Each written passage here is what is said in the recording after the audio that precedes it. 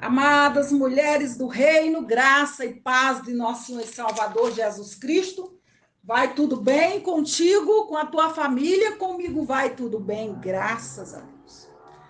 Amadas, entramos nessa semana no livro de Juízes e fiquei de fazer o resumo dos capítulos 1, 2 e 3, né? E nós vamos ver aqui que antes de existir em Israel reis, o povo de Deus era governado por juízes, né? Por homens escolhidos por Deus, chamados de juízes. E nós sabemos também que o primeiro grande juiz do povo de Deus foi Moisés, o grande legislador, sendo sucedido por Josué, e depois de Josué, Israel teve 14 juízes. E o último foi Samuel. Pois bem, o que é que relata o livro de Juízes? O livro de Juízes vai nos relatar, vai nos dizer que o povo de Israel passou cerca de 300 anos de sua história estagnado, numa vida inconstante com Deus, mas eles sempre contavam com a intervenção do Senhor por meio dos juízes. Não é à toa que a palavra-chave neste livro é inconstância. A palavra-chave do livro de Juízes é inconstância. E este livro, amadas, também tem um propósito. O propósito do livro foi mostrar a necessidade de líderes fiéis para manter a nação dentro dos propósitos de Deus. Deus sempre levanta alguém para realizar os seus propósitos. Então vejamos, amadas, lendo o capítulo 1, nós podemos denominar este capítulo como o capítulo das vitórias incompletas. Se você vir no capítulo 1, no verso 19, no verso 20, no verso 27, no verso 32 e no verso 33, você vai ver que nenhuma destas vitórias foram incompletas. Por quê? Nenhuma dessas vitórias foram completas. Por quê?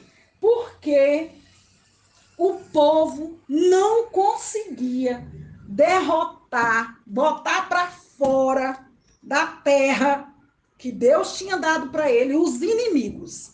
Eles venciam uma parte, matava, botava para fora, mas sempre ficava uma parte. Sempre ficava uma parte. E aí eu não escrevi, mas agora eu estou lendo, eu estou lembrando. Amadas, nas nossas guerras, também nas nossas guerras nos dias de hoje, com o nosso eu, nós precisamos ter o maior cuidado para que as nossas vitórias não sejam incompletas. Por quê? Eu fico pensando que nós estamos muitas vezes batalhando para vencer o pecado, vencer algo que nos afeta, né? Pode ser os nossos maus hábitos, os pecados, as obras carnais, né?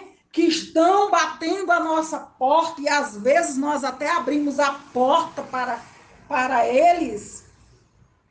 E às vezes nós conseguimos vencer uma parte, botamos para fora, mas não conseguimos vencer a outra parte. Então nós precisamos nos esforçar para vencer e botar para correr, não é verdade? De nossa vida, estes nossos maus hábitos que nós temos, estes pecados que às vezes não, que está fazendo mal à nossa a nossa vida com Deus, né? Essas obras carnais que querem nos derrubar, querem nos matar, querem nos vencer, querem nos colocar para baixo, nós temos que ter muito cuidado em vencer, em batalhar para vencer. E essa batalha é o dia todo, é todo dia. É todo dia e o dia todo nós precisamos. Não é fácil não, amadas. Mas é necessário nós fazermos uma análise, ver onde estamos vencendo e onde não estamos vencendo e batalharmos para vencer. Porém, as passagens que me chamaram muito a atenção no capítulo 1, está no verso 2. Deus diz para ajudar a pelejar. De Judá, você subirá e você pelejará, lutará contra os cananeus. Gente, Judá, lá no verso 3, ele vai até seu irmão Simeão e ele pede ajuda para o seu irmão.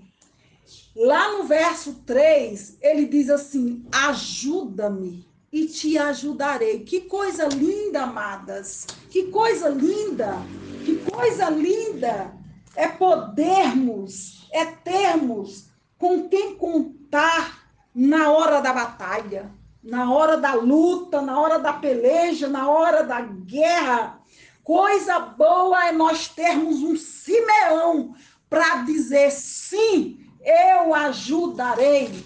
Olha, capítulo 1, verso 3, Judá diz assim, pois Judá a Simeão, seu irmão, sobe comigo a herança que me caiu por sorte, pelejemos contra os cananeus, e também eu subirei contigo, a tua, que te caiu por sorte.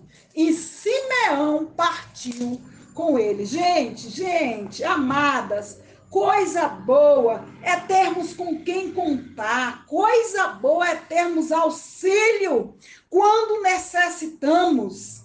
E não esqueçamos também, porque ter ajuda é bom, ter auxílio, ter alguém para pelejar junto conosco é muito bom, ter pessoas para orar por nós é muito bom, para jejuar por nós, para nos aconselhar, para nos orientar. Porém, nós não podemos esquecer que nós também precisamos estar prontas a auxiliar, prontas a ajudar. Então, sejamos aquelas que dizem sim, eu irei contigo, sim, eu orarei por ti, sim, eu te ajudarei.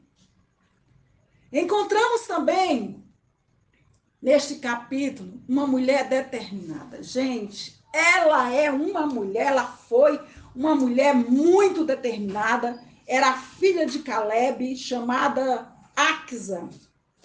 E a partir do verso 13, nós vemos aí que ela fez um pedido. Ela foi até seu pai e seu pai fez uma pergunta para ela. Disse para ela: o que desejas? O que tu queres?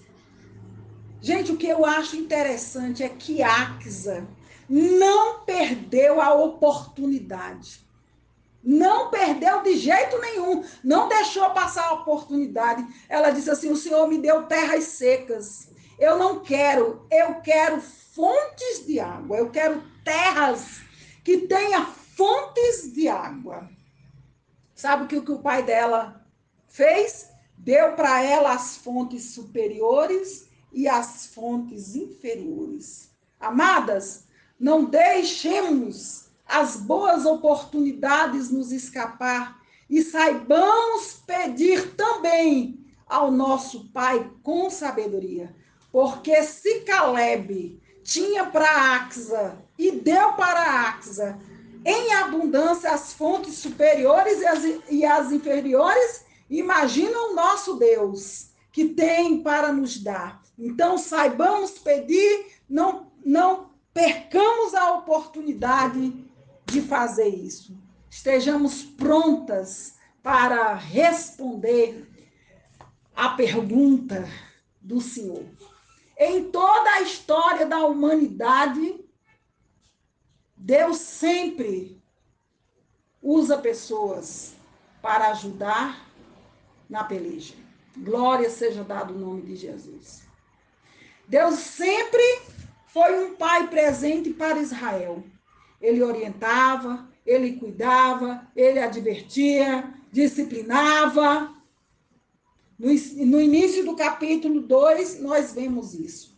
Vemos também que os juízes que eram escolhidos por Deus ajudavam o povo a servir a Deus, mas quando morriam, o povo tornava as velhas práticas. Capítulo 2, verso 19, aí está um grande alerta para nós. Cuidado, firme sua fé no Senhor, mulheres virtuosas, mulheres do reino, vamos firmar a nossa fé no Senhor.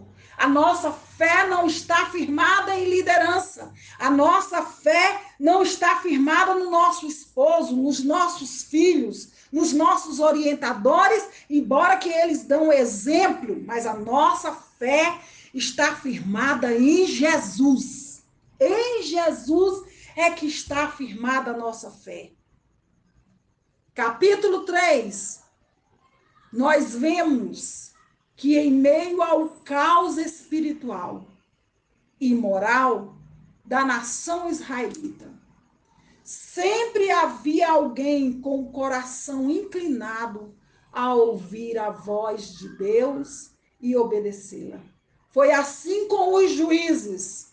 Otiniel era da tribo de Judá, Eude da tribo de Benjamim. Homens valentes, homens valorosos, prontos a cumprir o propósito do eterno Deus. E para finalizar, quero dizer para as irmãs que 2 lições que aprendo nestes capítulos. Aprendi mais, mas vou citar só 2. Primeira lição, Deus usou e ainda usa pessoas para serem companheiras na nossa jornada. Verdadeiros ajudadores. Deus sempre usa o esposo, às vezes usa o filho, irmãos, pais, amigos, vizinhos, colegas, que nós sejamos uma dessas pessoas dispostas a ajudar o outro.